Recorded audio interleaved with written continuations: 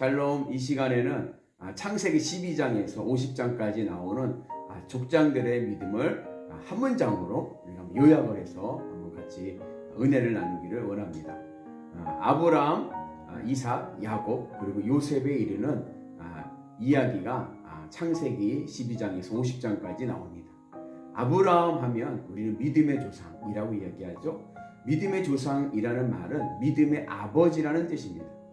믿음의 아버지라는 뜻은 아브라함이 바로 믿음이 무엇인지 우리에게 기틀을 마련했다는 것을 말씀해주고 있습니다. 예를 들자면 수학의 아버지 하면 뭐 피타고라스, 과학의 아버지 하면 뭐 갈릴레오 이런 식으로 그 분야의 기틀을 마련한 사람을 아버지라고 부릅니다.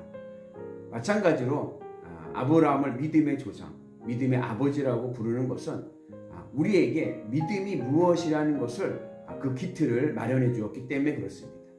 그럼 아브라함의 믿음은 어떤 믿음일까요? 아브라함의 믿음은 한마디로 말하면 하나님 앞에서는 아까운 것이 없는 믿음입니다. 그래서 아브라함의 신앙의 삶의 특징을 보면 하나님을 위해서 다 포기를 하죠. 그래서 창세기 12장부터 보면 하나님께서 본토 아비집을 떠나라 하셨을 때 본토 아비집을 내려놓고 하나님을 따릅니다. 본토 아비집이라는 것은 그 당시에 재산, 물질을 얘기하는데 돈이냐 하나님이냐 할 때 아브라함은 하나님을 선택합니다.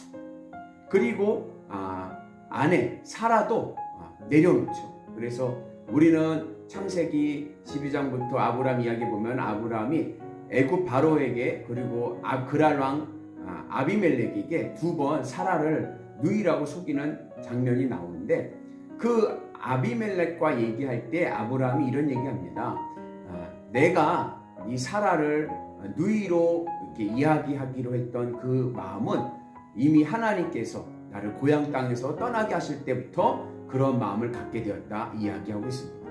그러니까 아브라함은 알았던 거예요. 뭘 알았냐? 내가 하나님을 따라가다가는 내가 믿음의 길을 가다가는 그 당시 치안이 부재한 상태에서 아내 사라를 잃어버릴 수 있다는 것을 내가 지킬 수 없다는 것을 알았습니다. 그래서 이미 아브라함은 하나님께서 명하실 때 나를 따라와라 가나안 땅으로 인도하실 때 아브라함은 이미 마음에서 사라도 내려놓은 것입니다.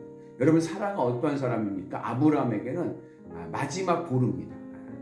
가족의 마지막 보루인 사라조차도 내려놓습니다.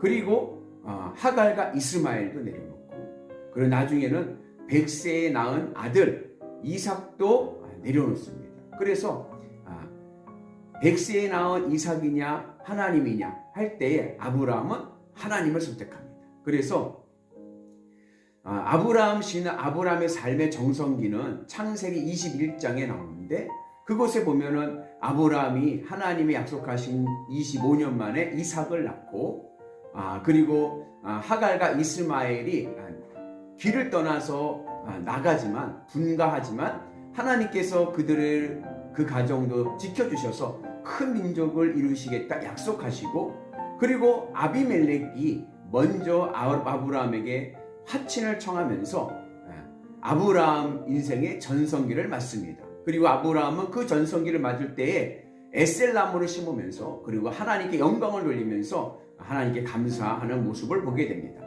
에셀나무는 사막에 심어지는 나무인데 사시사철 푸른 나무입니다. 영원하신 하나님, 늘 나와 함께 하신 하나님을 고백하는 것이죠.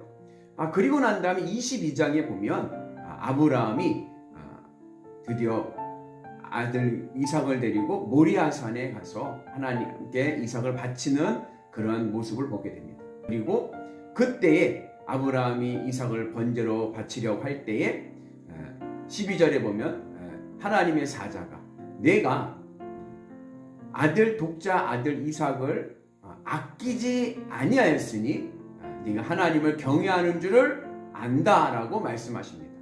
그래서 아브라함이 하나님의 시험에 합격할 수 있었던 이유는 하나님 앞에서 독자 이삭도 아까워하지 않았기 때문에 그렇습니다.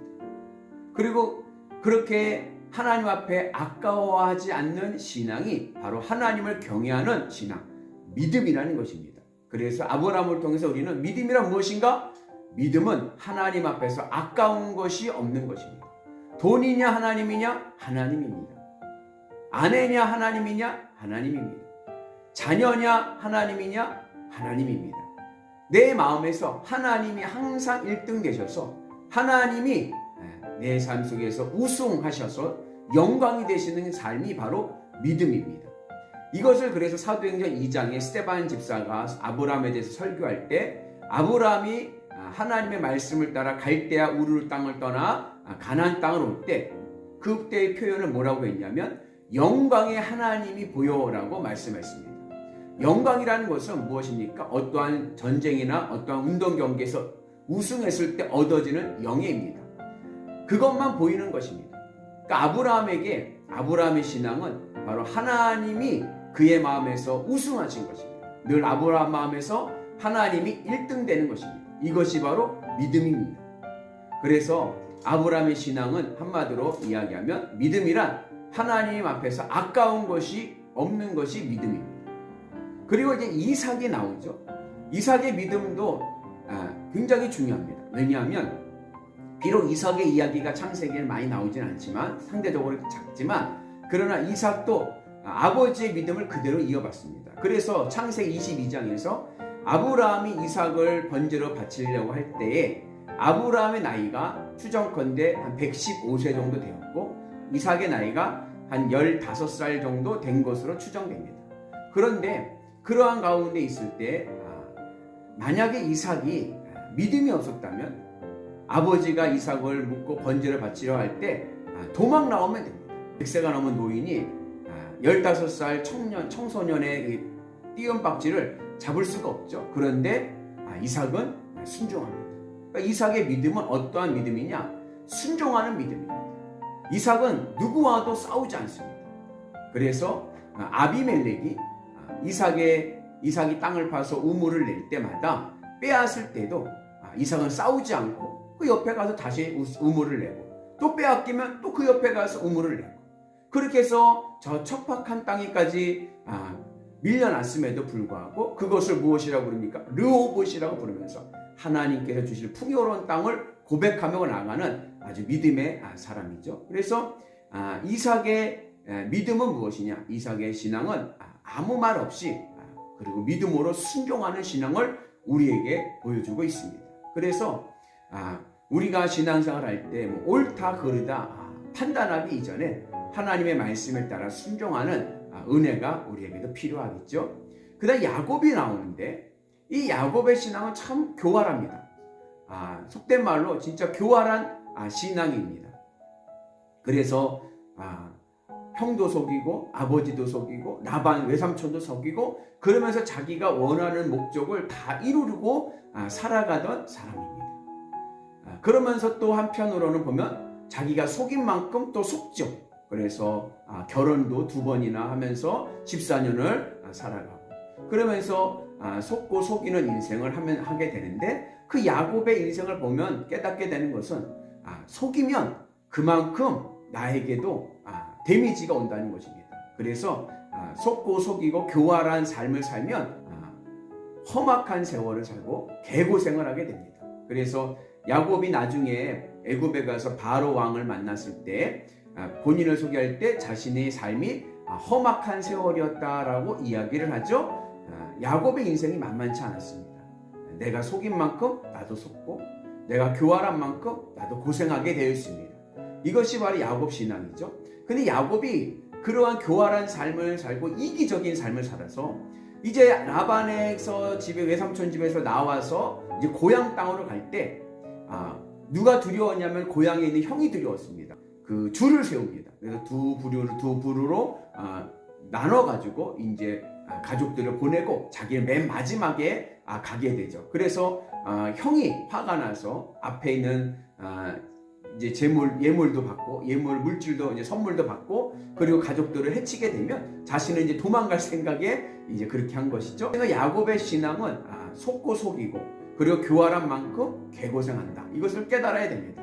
신앙인은 양심적으로 살고 그리고 선하게 살아야지 그냥 믿음만 있으면 돼 이러면서 세상의 윤리나 세상의 법을 안 지켜도 돼 이런 식으로 살다 보면 그의 신앙도 굉장히 힘들어지고 피곤해지는 것이죠.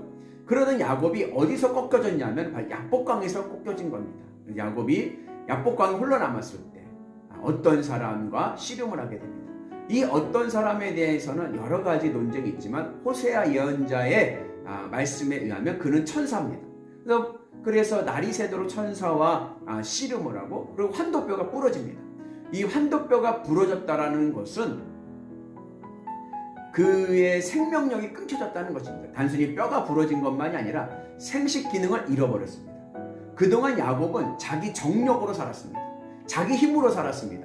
자수성가했습니다. 그러나 이제 그 자수성가했던 것이 끊어지고 이제는 그런 모든 생명력이 끊어지고 만 것입니다. 그래서 절름발이가 되었는데 그렇게 자기 정력을 잃어버리고 절름발이가 되었을 때 비로소 이스라엘 하나님의 사람으로 변하는 그러한 체험을 하게 되죠.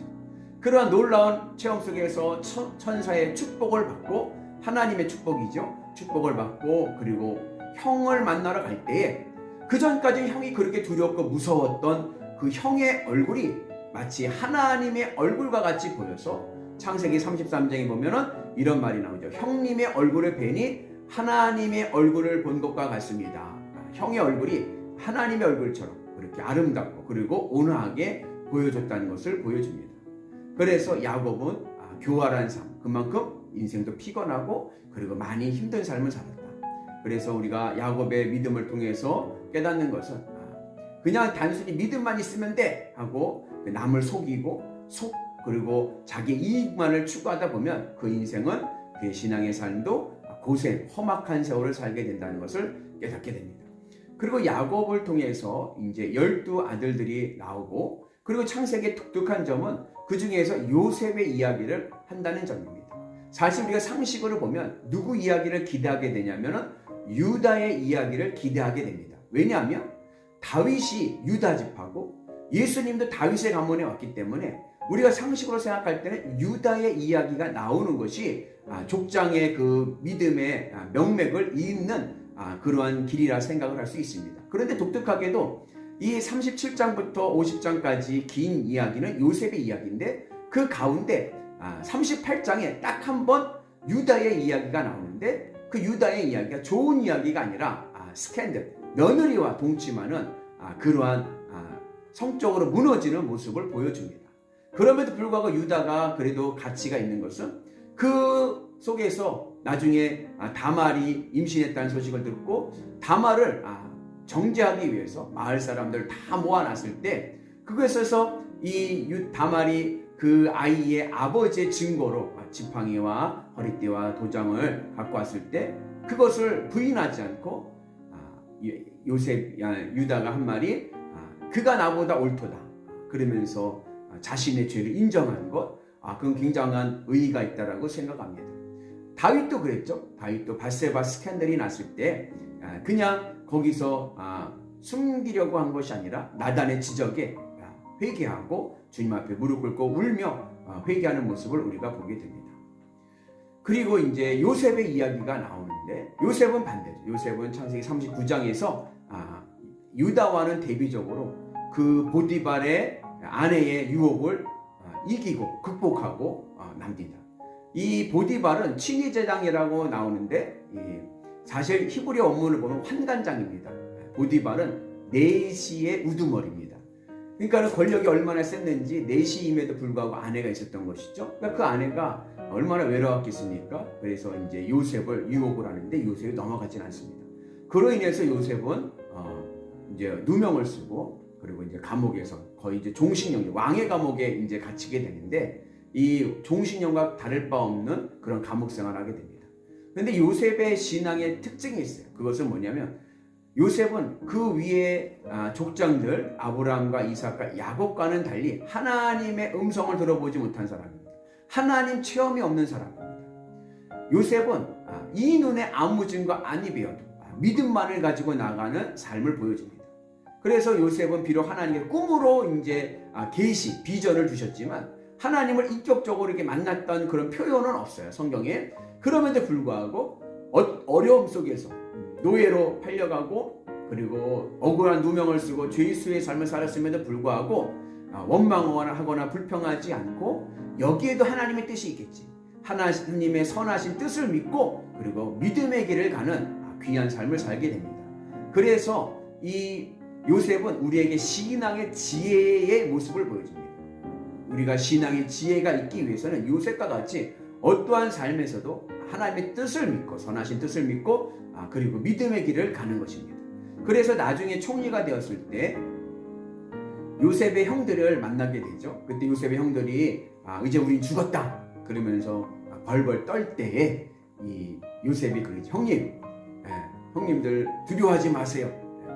형님들이 나를 애굽에 보낸 것이 아니라 하나님께서 우리를 구원하시기 위해서 나를 먼저 보내신 것입니다. 하나님께서 다스리시는 삶, 신정론을 말씀하고 있습니다.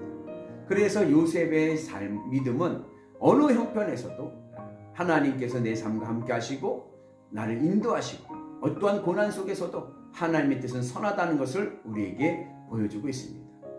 그래서 이 창세기에 나오는 이 족장들의 믿음은 우리에게 참 귀한 믿음이 됩니다. 아브라함의 믿음은 어떠한 믿음입니까? 아브라함의 믿음은 하나님 앞에서 아까운 것이 없는 믿음입니다. 이것이 바로 믿음의 기틀인 겁니다.